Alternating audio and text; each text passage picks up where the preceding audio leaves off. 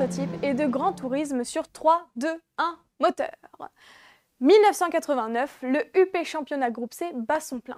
Les grands constructeurs sont là, sur la base d'un règlement simple et solide. Consommation de 50 litres au 100 km maximum, mais motorisation totalement libre. C'est dans ce contexte qu'Aston Martin présente son prototype AMR1. Mue par un gros V8 6 litres, elle fait trembler le sol sur la piste de Dijon. Les oreilles s'en souviennent encore. Allez, 3, 2, 1, moteur. Oui. 1989. Les voitures prototypes à motorisation libre de l'endurance nommée Groupe C depuis 1982 vivent leur âge d'or, mais aussi peut-être leur dernier moment de gloire. L'arrivée prévue de la classe Sport Proto 3,5 litres à moteur type F1 et des courses dorénavant de courte durée sur des circuits dont les lignes droites n'excèdent pas 2 km vont tout chambouler. Pour commencer, Le Mans et sa ligne droite se dérouleront hors championnat. C'est dans un contexte d'avenir incertain qu'Aston Martin a fait le pas en groupe C, mais à court terme. Obviously, when we committed to this championship at Aston Martin, we knew that the rules really only had 2 years to go. So what happens to this car after that? We can, of course, go to the American series if we need to, because still the rules are very similar in IMSA to what we are running here now. So there is a future for them if we wish to use them. It is a pity that Le Mans is not a part of the championship, but many of us have a long history of endurance racing, certainly Aston Martin do. And we're sad to see that there are no other long-distance races, because you have to build a special car for Le Mans. But you can't run a whole team on just one race a year. You have to do other races. Your car is built for the Sports Car Championship, so you do the other races quite happily. And you can't just jump in and do Le Mans. You've got to do other races to get ready for Le Mans. But Le Mans certainly has been the pinnacle, and we're sad to see that it's not part of the championship for this year. Tout un paradoxe. L'endurance devient un championnat de sprint.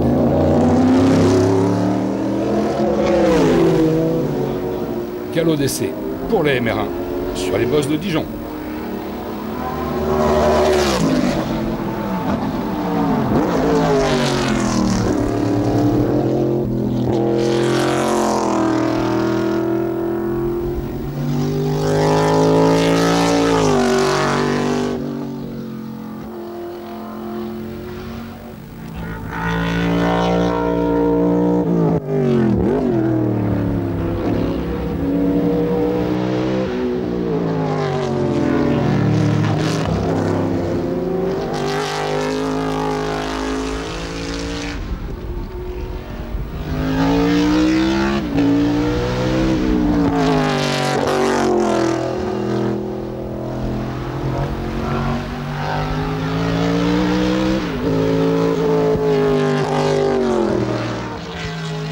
Développement, on sait déjà que pour la MR1, c'est nos futurs dans le championnat. Un futur sur lequel s'interrogent d'autres acteurs. Ça va changer complètement la philosophie de ce monde des sports prototypes. Je pense que la FISA a voulu, en ayant des moteurs monotypes, permettre aux constructeurs de la Formule 1 de pouvoir s'engager dans les deux disciplines. C'est la volonté de la FISA. Respectons-la, voyons, mais bon, il faudra voir comment ces choses-là vont être perçues par le public, comment les constructeurs vont réagir. Moi, j'ai discuté avec pas mal de constructeurs qui trouvent que c'est gênant, que la situation d'aujourd'hui était quand même meilleure. Je pense que le championnat tel qu'il est aujourd'hui, c'est un championnat hyper compétitif. On a plein de moteurs actuellement, plein de types de moteurs, et qu'on arrive au final à une performance un petit peu similaire, ce qui est bien, ce qui permet une diversité, ce qui permet de comparer des technologies. Bon, d'avoir un plateau aussi hétéroclite que ce qu'on voit ici, c'est bien, d'autant qu'on s'aperçoit encore une fois qu'il y a 15 voitures aujourd'hui qui sont très compétitives et qui se tiennent dans très peu de secondes. C'est toujours facile a posteriori de le dire. Ce que j'ai regretté, c'est que ça change au moment où ça marchait bien. Il y a des grands constructeurs comme Nissan, Toyota, Jaguar, Mercedes. Mazda et son moteur rotatif.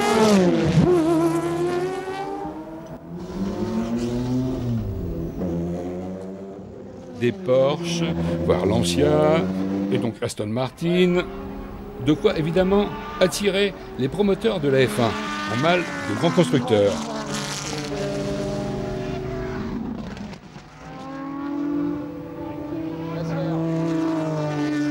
Des grands noms et des artisans de classe mondiale pour une symphonie de moteurs dont l'Aston Martin AMR1 joue les barytons.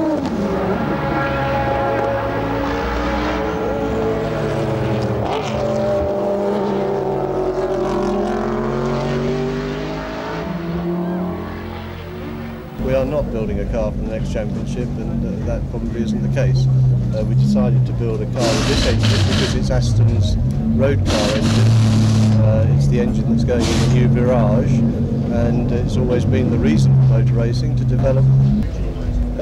It uses its own engine and gearbox, which is unusual for a manufacturer. Most people use a Hewland. It's a derivative of Aston's 2-valve engine. It's 6 litres. It has 4 valves per cylinder and twin overhead cams. So each bank has 2 cams. It's a 4-cam engine. How many horsepower can we hope deliver this kind of engine It's a question I keep being asked, and I keep saying that it's got more than 650 brake horsepower. Using electronic fuel injection. The car has its own telemetry system, and that's a system that monitors certain parameters within the car, the tyre temperatures, the oil, water temperatures, and other functions as we wish, and relays that information back to the pits. So we can watch from the pits and see that everything is as we would wish it, and can then get in touch with the driver and adjust whatever is necessary to adjust.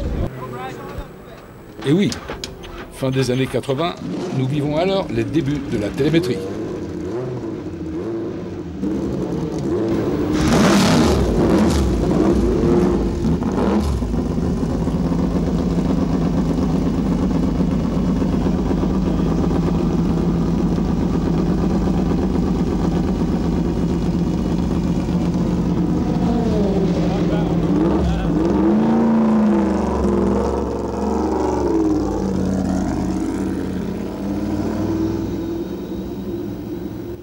Nous y voici donc, la première course de l'Aston AMR1 aux couleurs anglaises. Le nom de la Cougar avec Jean-Louis Bousquet qui va cumuler dans quelques instants d'ailleurs avec le Super Touring.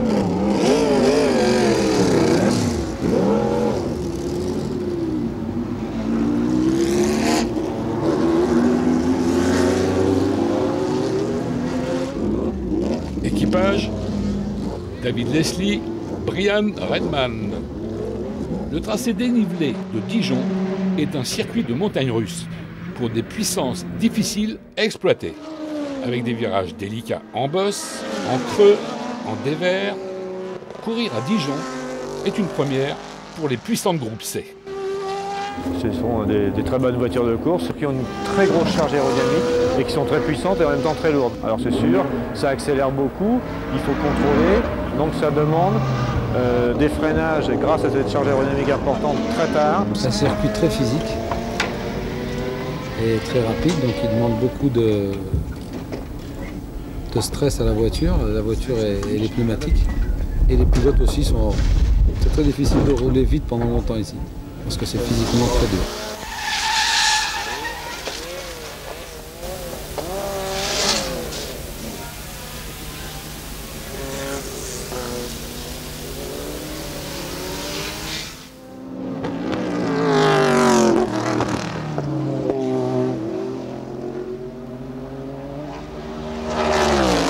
Avec un chrono de 1:14.556, David Leslie placera l'AMR1 en 12e ligne.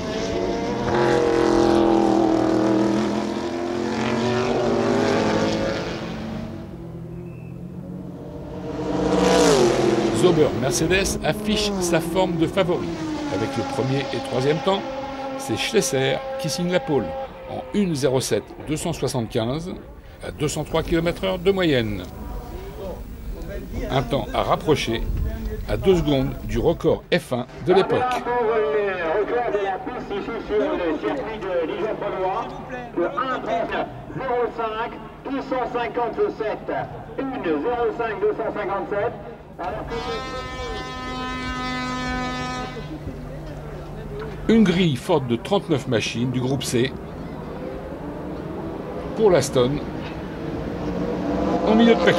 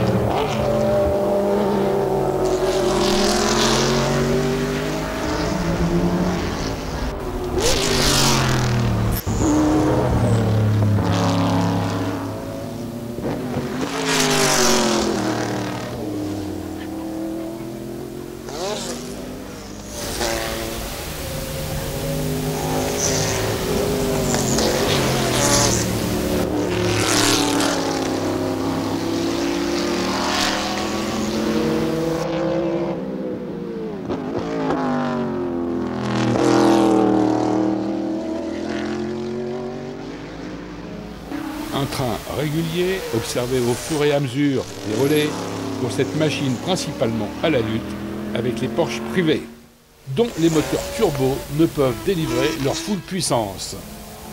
Tout le monde étant en quelque sorte bridé par une consommation sous les 50 litres au 100 km.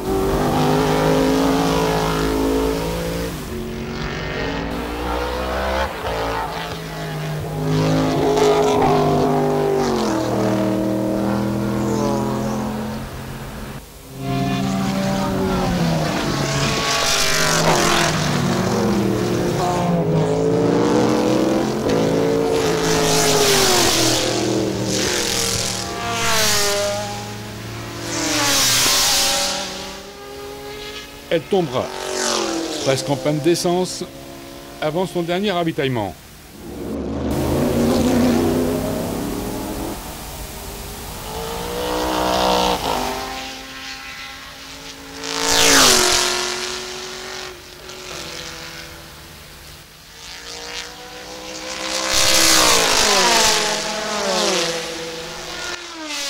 Une modeste 17e place pour ce premier galop. Mais chez Aston Martin, on pense surtout déjà aux 24 heures. Dans une quinzaine démarre la grande semaine du Mans.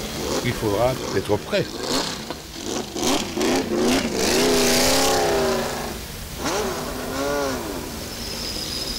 Et c'est avec une Porsche Jost que l'on trouve Volek et Jelinski sur la plus haute marche du podium.